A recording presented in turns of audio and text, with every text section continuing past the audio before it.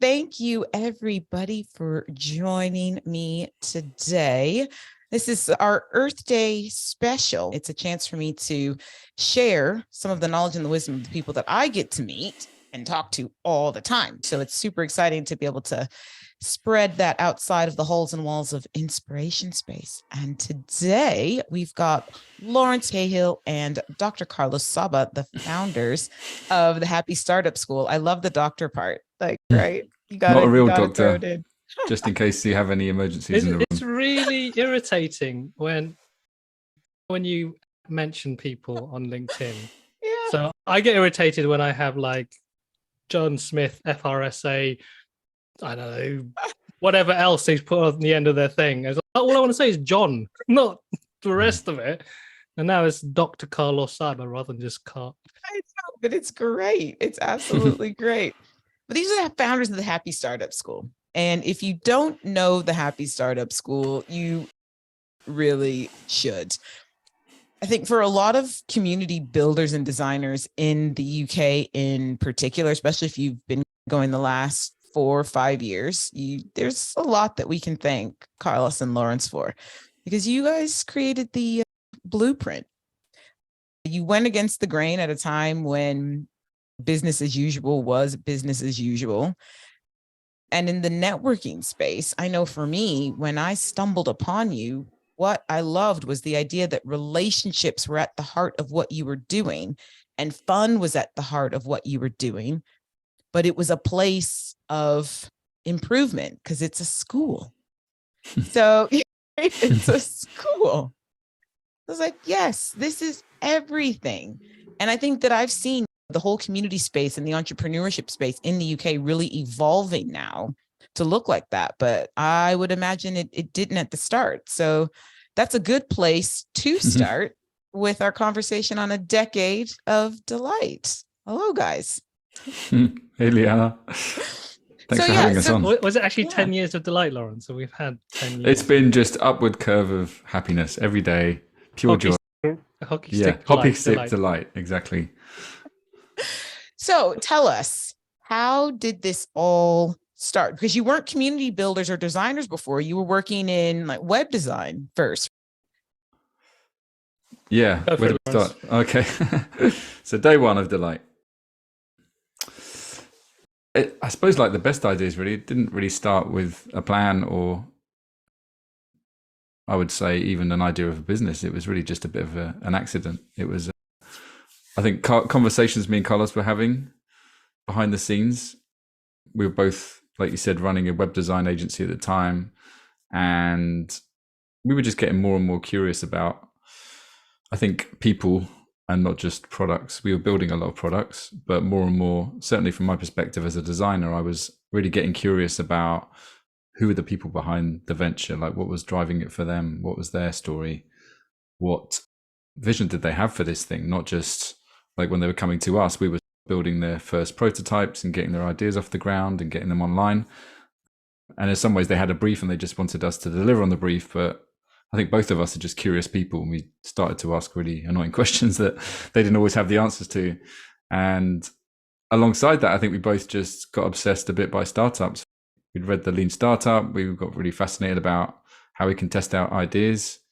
And then a book by Tony Hsieh from Zappos called Delivering Happiness, which you may know, came out. And yeah, these two books really changed things for us because this idea of building a business around happiness was something that we found really curious. And also the idea of the world we were in was working with entrepreneurs and just seeing how that works. And so almost bringing these two sides together, this idea of happiness and entrepreneurship and just understanding what would that look like. And so it was more an idea and a question more than it was a vision for a community at the time. Yeah. So there's two ways I like to think about the start. There's how it actually happened and the story I like to tell about it these days. And I prefer the second bit because it aligns with how we're trying to communicate to the people that we coach at the moment of how to think about business. Lauren said we like to work with startups. I would say that was really rooted in the fact that we like to see impact happen. working with bigger businesses, organizations, anything that I've perceived us, any kind of change that I've seen has been very incremental or over a long period of time. When you work with people right at the beginning, you see the 0 to 1 change. You see the infinite step change, as opposed to, okay, we can tweak something or optimize something. And then the other thing was this need for a bit more freedom and creativity. Freedom in the sense of not only just free to work the way we want to do, but freedom from the constraints of other people's opinions. This is the whole thing about doing business differently. There's the traditional way of doing business, but also what I sense with Laurence and the post-rationalization that I have of his journey was he was always designing stuff, and then the clients would say, "Oh, can we just change it like this?" Not to, and it was just like a real just crushing of the creativity. So there's a lack of freedom there. And then there's this need to feel like we were doing something that wasn't just about building things for the sake of building things. There was something meaningful there. There was something actually, even at a personal level. And I do remember having just some random conversation in the studio one time, just this idea of, we're both fascinated with personal development books, and we're also fascinated with the kind of startup stuff. And there's points of information there that kind of influenced, I think, part of this transition. So that's a key point, which is this wasn't your first rodeo. You'd already been doing business. So would you say that you went into the Happy Startup School with a pretty good understanding of business and all of the confidence and the ability to not repeat the same mistakes again, so go faster? I'd say we were getting better at it. I wouldn't say we were ninjas. I could say we were able to make many new mistakes, not necessarily repeat the old ones. I would say if there were things that, what does it mean? How did it help us already being in business? Well, there's various things. I think knowing how to sell, knowing how to communicate what you do, knowing how to structure a project to be able to sell. There's a start, middle, and end, and there's things that need to be done. Laurence had already spearheaded a lot of kind of just events that we were running as part of the studio. So there's an experience in just the logistics in that. So it wasn't going into a new business without ever knowing how to do anything like accounts and selling and the idea of profit or what that means. And even knowing how profitable something is to us. It wasn't like, oh, we're selling it. Oh my God, we have to pay tax. Or, oh my God. The fact that we have to spend money as well as there's nothing left or there's less than there wasn't, that stuff was baked into us already. But there's also a whole load of stuff that we didn't know about. Yeah. So how did you make that transition from one into the other? And what did it feel like leaving behind what you were doing? It was, again, going back to this idea of a decade. This was a good 2 years of transition. So it wasn't an overnight thing, which at the time I found frustrating because I can get bored quite easily. Like a lot of creative entrepreneur types were like, oh, shiny new thing. And so this for me I found exciting because it was unknown and it just felt it was a calling in that respect. It felt bigger than what we were building with the agency.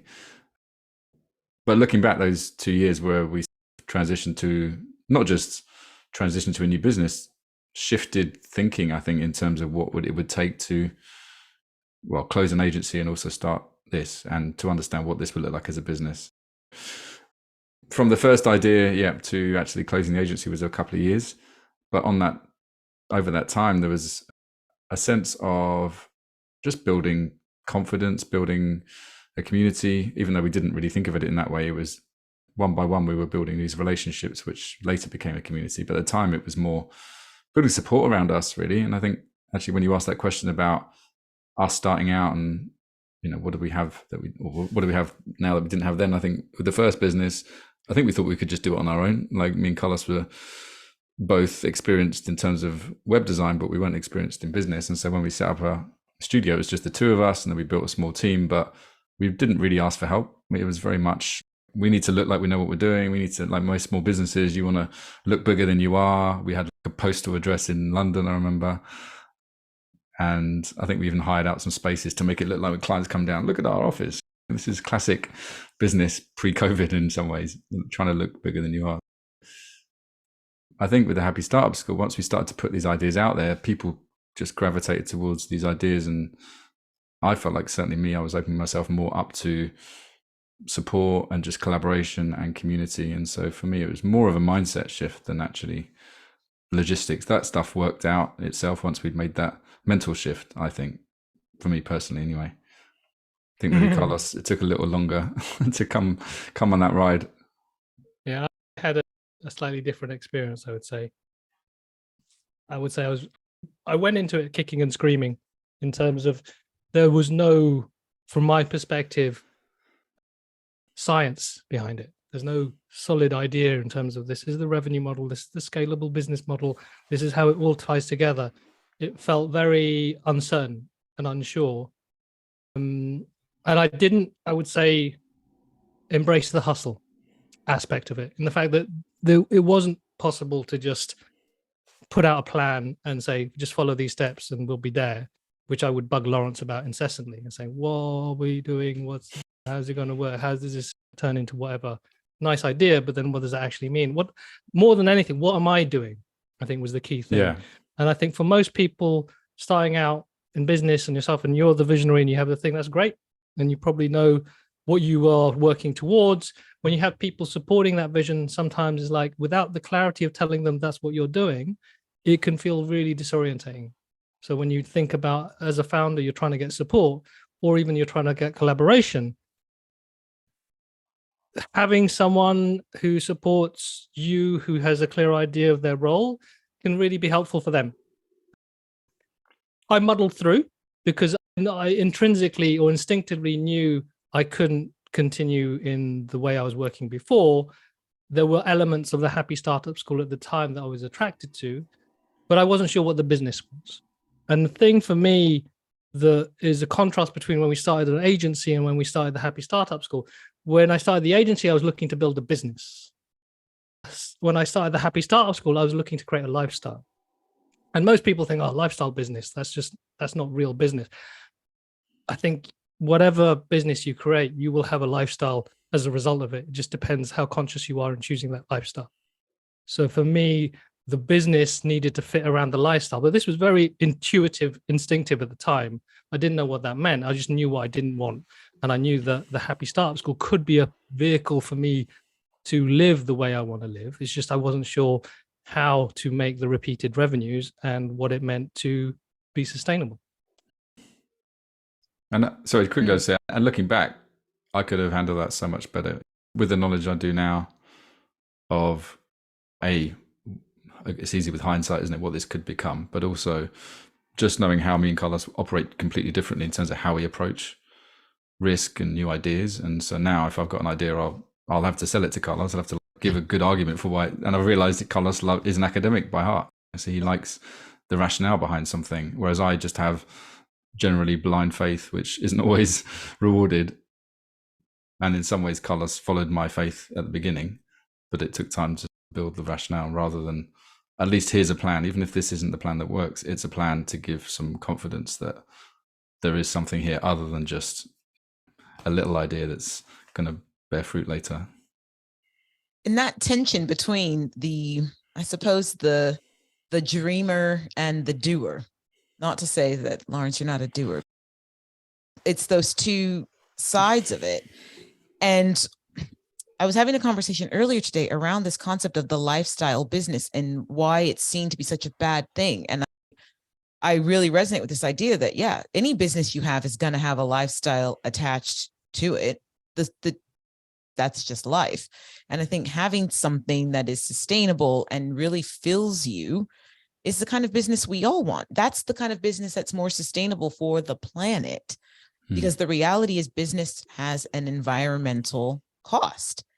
And if you are running in this direction of creating more, but you don't know more of what, and at the expense of what, you can end up going really fast in the wrong direction. And then that's how people burn out.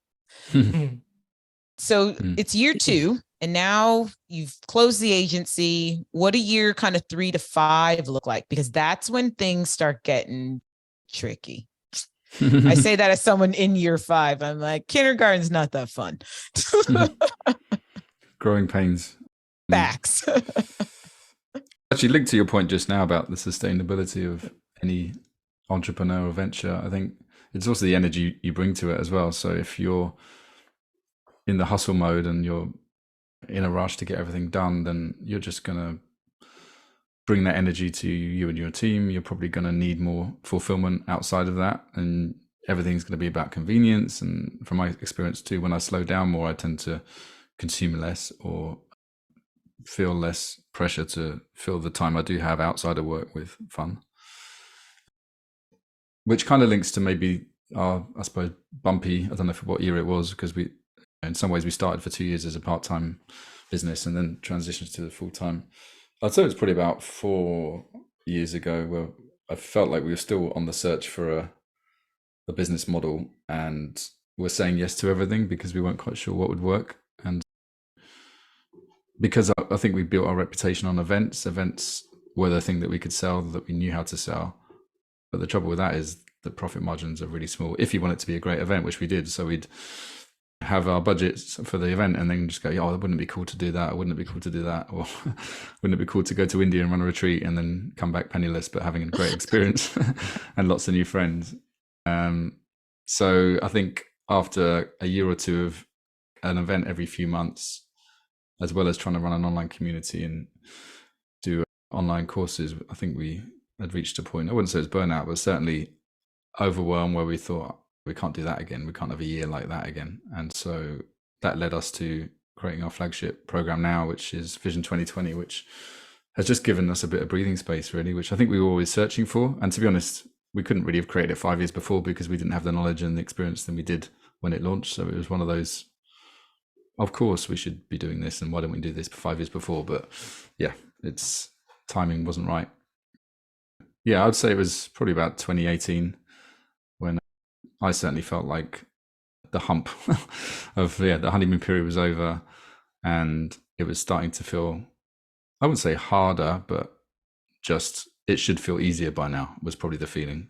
And then someone really helped me, actually. There was a guy who came on one of our retreats, Demetrius, who's like a tech entrepreneur in the States, and he just said it can take 10 years to build a great company. And just that line really stuck with me because that just reassured me, because I've certainly felt like I should have all this worked out by now. Yeah, just that patience required was something I wasn't really feeling at the time. I love that because I found you in 2018. So the knowing that now, like you guys are like, oh, this is hard. And I was like, they're doing what I want to do, and it looks so easy, and look how successful they are. I love knowing that now. Yeah. The beauty of social media. Yeah, there's a few things there. Of my experience with it was quite a bumpy ride in terms of just. So yeah, there's this thing about when would have been a good time to find the safe business model, and how long does it take to actually make a good business? This is, I think, talks a bit to this whole idea of the science of business. People to proclaim, okay, it takes this many years and that many years, and that by year 10 you'll be the. And I think it's such a personal thing because we're not a tech business. We're not like any other business. We are what we do: coaching, we do events, we do retreats, but it isn't like I don't know, a McDonald's or a Salesforce or a Twitter or a Facebook. It's a very unique business to myself and Laurence. So I think from the beginning, I intrinsically knew this was going to be just an ongoing journey. And the most important thing was, how much freedom do I have? How connected will I be? And how much will I feel like I'm actually being of service to people doing the stuff that I like to do? And I think 2019, 2020 was the time when I felt a bit more confident about what my role was. And we'd been doing online courses and programs, and I felt called to do that stuff, but I just wasn't sure whether I was the person to do that. And what I've realized, like, I was always the person to do that if I knew why I was doing it, who I was doing it for, and the change I wanted to make in their lives. Yeah. If I knew that, if I was really confident in that, then I can start anytime, because I just learn what I need to learn. What I wasn't sure about is like, why is it my thing to do? So for me, that's looking back, that was the core. I should have been asking myself, what is mine to do? And allowing myself to do that. And then the business stuff will fit in. And I think now I believe ours is to help people just start the businesses, make the changes that feel right to them. And then the question is, what does right mean? And that's the work. All the other stuff, if someone wants to build another scalable tech business, then go somewhere else. They know their stuff. But if you're not sure if that's your job to do that, then come to us. We'll help you work out whether that's yours to do. And if you don't know, you'll find out soon enough. That is beautiful. That is beautiful, because it's hard to define sometimes what it is that you're doing if it doesn't fit in a box, or if the language that you have to grab doesn't actually convey how dynamic it is. I stumble over this all the time. And I know we were in a conversation at the start of the year, and it was someone who was coming new to you, and you're like, well, what do you think we do? Or you tell us. And I clocked that. I was like, I'm going to use that. I'm going to use that. It's so much easier. How to put someone on the spot. Have you done your research? But also, it's when the language that you have to define what you do is retreats. There's a million zillion retreats, community. That can look like so many things. Coaching. Because it's the confidence in knowing what is yours to do that you can ask that question. Yeah. What, could you practically offer to help anyone who's listening to this or watching it live just jump through the muddle of the imposter syndrome and be able to do that now? There's a few things that spring to mind for me. They're not the way, but they can be a way. And this is something that we share, or we guide people to do on our Vision 2020 program. One thing is just to look back at the changes that you've made in your life. What are the things that you've benefited from in terms of the transformations, the learnings, the mindset shifts that have created positive impact in the way you live now and the way you work? And then, why is that important? And why would you want someone else to experience that? And if you're able to find something that lights you up, then that's what you do. And that's what you tell people to do. Oh, the disappointment as he trundles out the room. I want to Because he's usually really slick, and he'll ask me, think of a thing that I will always say no to. And he asks in situations like this. Nice. Brilliant. He knows you well. But I think in terms of the imposter syndrome, it's very much about the conviction of the way you want to serve others. Yeah. Or what is it you want to serve them with? What is it you want to do for them?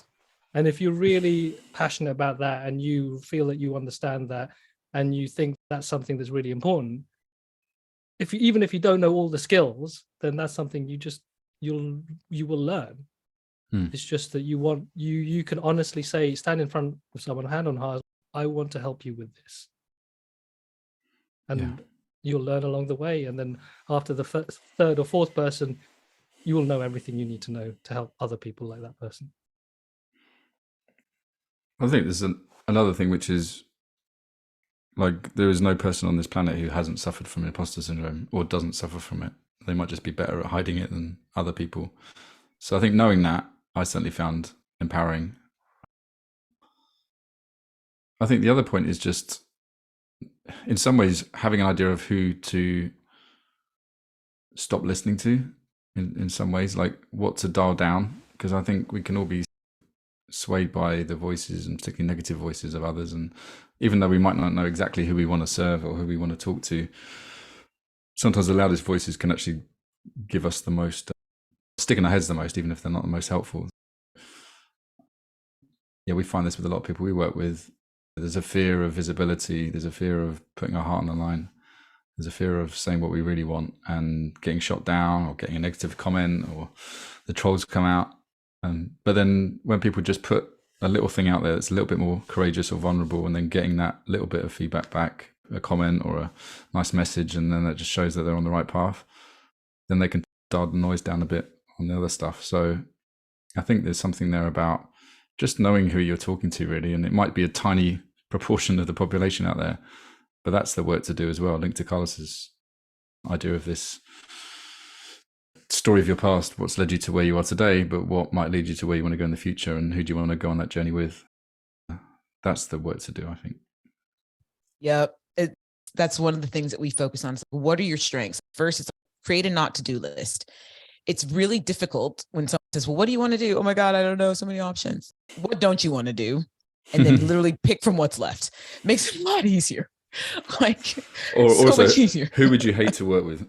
Exactly. Everyone can think of that list. list. Work, right? Yeah. And how don't you want to work? There's some people like, oh my gosh, I know I don't want to build a team. Cool. If you know you don't want to build a team, then that's your boundary. Yeah. And then it goes into this measuring the metrics that matter and that matter to you. Because in the community model, I think anybody who's been in communities over like from COVID till now has, oh my God, have we not been through some times? Like the highs, the lows, the ups, the downs. Everybody's always engaged. No one's talking. They all hate us. Like it's just been a thing in community. More. We need to give them more. We got to give them more. And for me personally, it just became really unsustainable. And I had to take a big step back and just say, okay, what is even the purpose of the technology? And for me, the digital side was just a way of keeping the conversation going outside of in-person experiences, right? It was more convenient than a Facebook group, and that was it.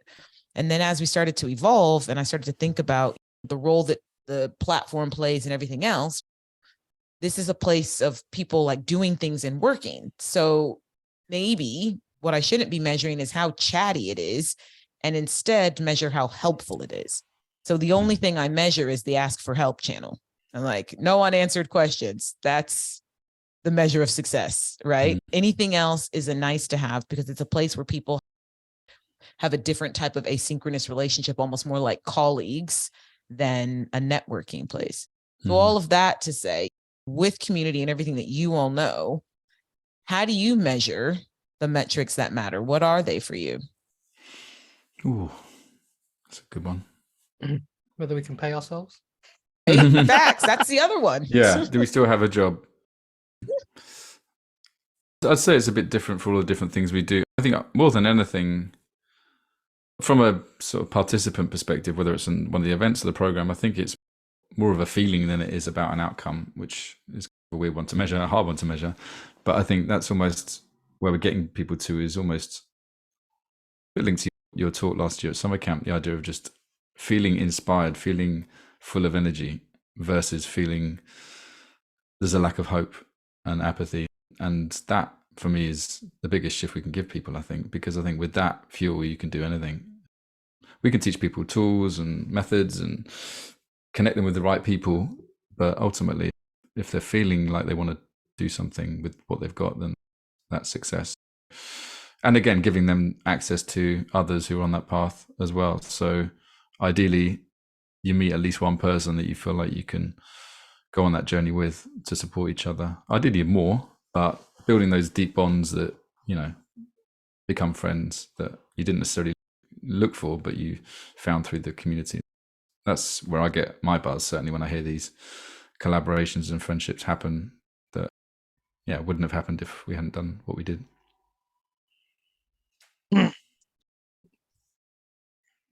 Yeah, I struggle with this idea of metrics of success because I was so caught up with it at the beginning of the journey, because this is what the startup world used to talk about. One metric that matters, or if you can't measure it, it doesn't exist, or if you can't measure it, you can't improve it, blah, blah, blah, blah, blah. To be brutally honest, for me, at the moment, the only reasonable metric to look at is, as a proper metric, is how many people are paying for the community, How much money are we making off the programs? How many people come back to summer camp or come to altitude? Just those are numbers that can easily be unarguably black or white. You can tell yourself, is this working or not? Whether that's the only metric success, no, but it is a very clear metric. So it's a very simple one, I think, for any business owner. Are you making more money than you spend? The less tangible stuff, which is for me much more important, is on a WhatsApp group. Do you see people joking with each other, talking to each other, helping each other, asking people really challenging questions or being vulnerable? I host a thing called Soul Cafe. We have 12 to 15 people sometimes just being really honest about things that they might not talk to many people about. You have people reaching out in really challenging personal situations and people offering help. I don't think you can measure that, but you can hear the stories, or you can be present with the stories, or you can even feel the emotion in there. That's community. That's not about engagements, likes, number of people who've logged on, activity on a platform. That's more about the human interactions that are happening not only on platform but also off platform. Seeing photos of people meeting up in a park and saying, hi, IRL, it's his birthday today, whatever it is. I don't know how you can compare that to 35 posts in a day from one person or whatever. I think it goes back to what you were saying around what is mine to do, because it's directly connected to what is mine to do. If it's about bringing people joy, bringing them together, inspiring progress, all of these things, and that's the perfect metric. I'm doing that because they're in the park, IRL, they're being vulnerable, they're doing these things, and that's what's mine to do. So looking at the financial sustainability of a business, because that's the other thing that's really hard as you're growing. When you get started, I found that it was easier. It's the sustaining and growing that becomes challenging, because you got to balance investing in the business and being able to feed yourself, basically. Right? And little people. Yeah. And we'll get into kids too.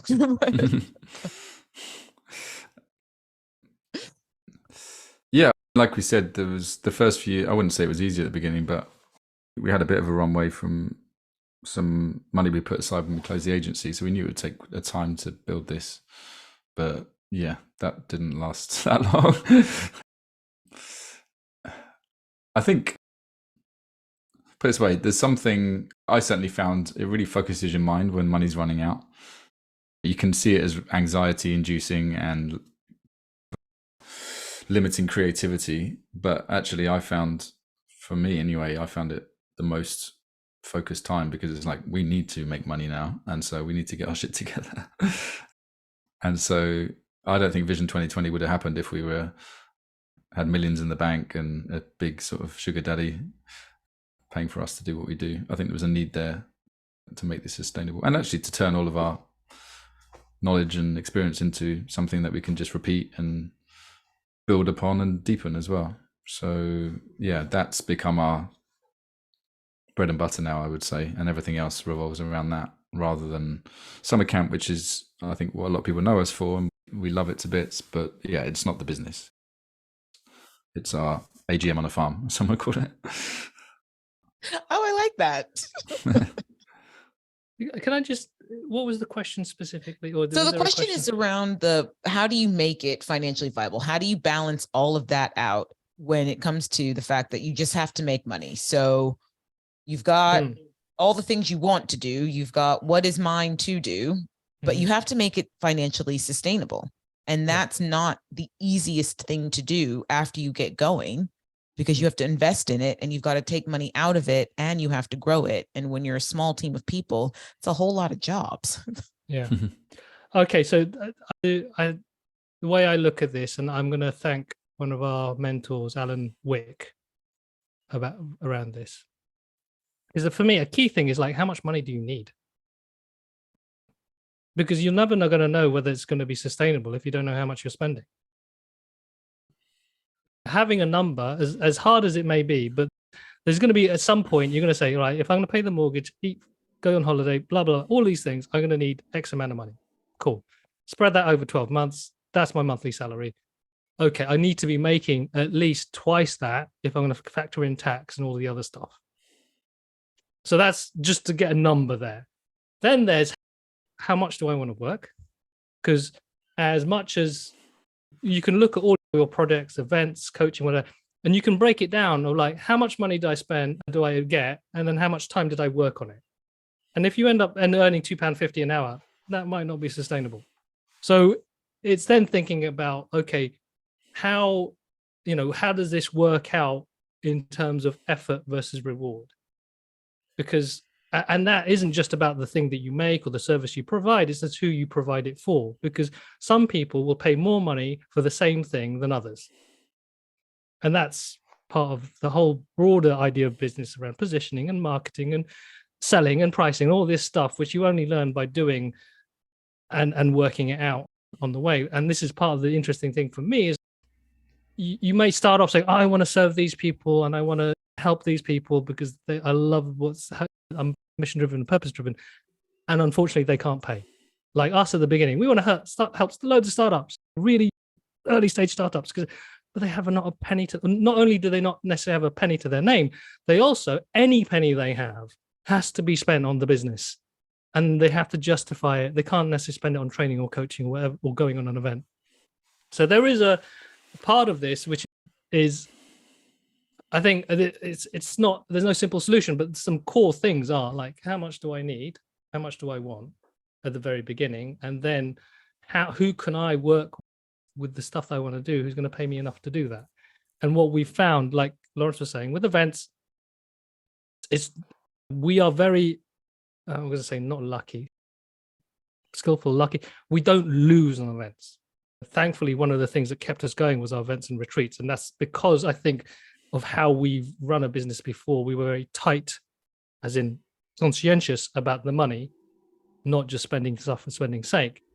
But in terms of profitability per person per hour, not the best. And then we have something like coaching, which is totally different ballgame, much higher profitability. And so there are different business models, different revenue models that will give you more money for, not saying less effort, but because of the way it works and whether and again, it's going to be very complicated depending on the products you're building, whatever it is. But ultimately that sustainability is going to be grounded in some way about knowing at the very basic level, what do I want now? Yeah. And to say what I want now, maybe only half of what I want in the future, because there's more that I want to do. Not necessarily more money I want to make, but I want to go on my own trainings and I want to go on my own adventures. I don't want to have to take other people there. So I want to spend 2, 3, 4 grand going somewhere else. So I need to earn that so I can go and do that. So that's, yeah, a bit of a rant about that. I agree with you 100%. I agree with I you 100%. don't want to take other people there. It's like, I want to be served, damn it. Yeah. I don't want to be the host. Facts. Actually, the final thing I'd say on that is linked to this, because I think a lot of people we work with, they almost think the grass is so much greener on the new idea, and so they want to ditch the old them, ditch the old identity and old job and move to something completely different. I think there is something in just selling what is easier to sell at the start. Like we did with events, it was easier to sell because it was a known thing. There's a known model there. It wasn't the thing that got us, that sustained us beyond that, but I think it got us going. And likewise, other people, some people we work with might be great. They have a skill set, but they just are applying it to the wrong problem or the wrong industry or in the wrong company. And so just taking that skill set, in some ways, an unfair advantage. What have they got in their makeup that they can just package up into something they really care about? And maybe it's not the long-term business or vision, but it's something that will just get them to the next round and to the next stage. It's that stepping stone. And so I want to round us around with this concept of avoiding shiny object syndrome, because the other thing that it's like mentorship by proxy, it's your consistency the consistency. I am one of those people who has a tendency to add too much glitter, right? Always too much glitter. It's like, you should have stopped. And you run the core programs, the core events, and you've got your core kind of content assets, rather in the sense that like you write consistently, you show up consistently, you have your community, and you have the same product offerings, the same visual branding, and it's just, you just keep banging the drum. Was it always like that? Because it's really easy to overdo it on products, marketing channels, everything else. And, you know, that's not what you both do now. I think it goes back to what we were talking about before, about just partly sustainability in terms of what output is sustainable for you as founders or founder or as a team. Because like you said, people think they need to be on every channel, or, you know, again, if we compare ourselves to others, we think, oh, on TikTok and we should be smashing that, and we should be on here, and oh, LinkedIn's anything, or Medium's anything. And there's no end to that. So I think it's finding the channels or the output that aligns with your needs, really. And like me and Carlos started our Fireside 3 years ago during the first lockdown, and that tapped into a need we had to connect with people in a time when we were all stuck at home. And now we've revisited it with a new vision, but still one that aligns with what we want to do. So I think for us, the thing we've found is what output doesn't feel like work, doesn't feel like we're having to force it, isn't a marketing plan because we need a marketing plan. It's something that we don't even think of as marketing. It's just doing the work. It's just maybe more public and not getting paid. I think that's one thing we also find with people is this whole reframing required around marketing, because it's seen as self-promotion and for the loudest voices in the world, rather than people who just have something they want to share. So I'm going to talk to the shiny object, or how to avoid shiny object syndrome. There's two things that are alive in me these days: discipline and death. When I say like someone who's like 50. Yeah, existential crisis alert. So in terms of discipline, I'm not talking about crack the whip discipline. It's like focus. And focus because you are very clear about the kind of work you want to do, who you want to work with, how it gives you energy, and how you want to spend your day.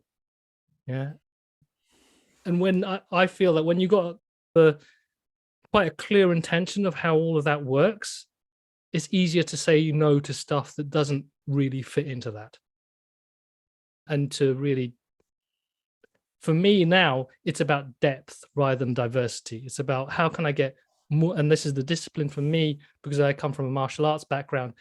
The discipline is like when you do the same thing 100 times, you get so much better at it. It just becomes second nature. You don't have to think. And then when you don't have to think about all the technical bits, you can be so creative within that space. Like dancers who just, they've been able to do their thing. They've done that thing again. But then when they perform, they don't even think. Yeah. And that for me is the beauty of having done something so many times and having done this decade of delight, is that now it becomes a dance. Yeah. I'm just feeling into this work now. And that's the beauty of it.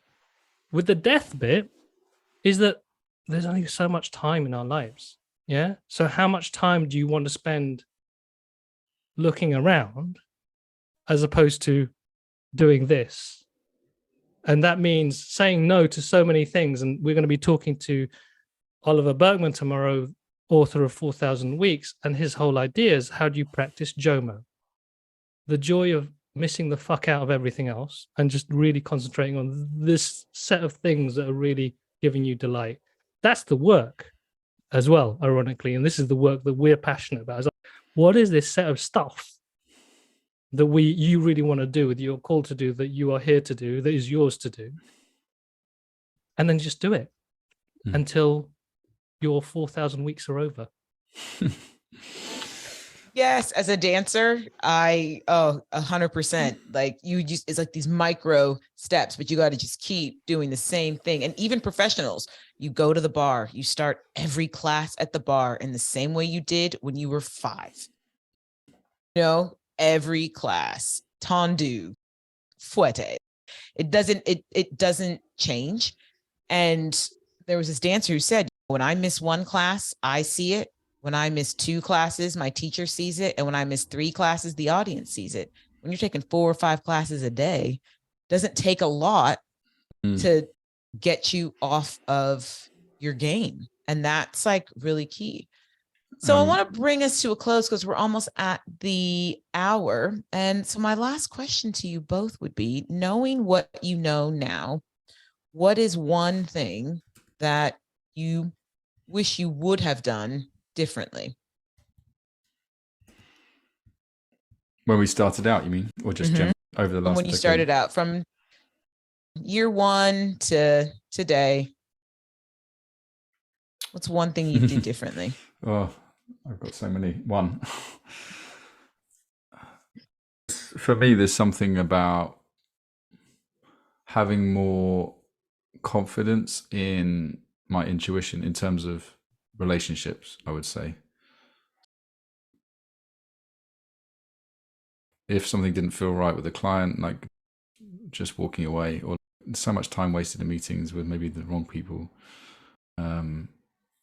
And also linked to that, I think the idea of just not going it alone as a founder or as a team. I think we took a long time to realize that there's so much support out there and so many like-minded people out there doing something similar, but it just took a bit of vulnerability on our part to actually find those people. And yeah, I'd say don't try and struggle on your own, because it can be a really lonely place being a founder. So one thing I wish I did or knew before, get therapy. Oh my God, right. You're the second person who said that. I think I wish I'd done that so much earlier, not because I'm broken, but because I didn't know myself. And I feel for me, that is the most important thing around for any business owner.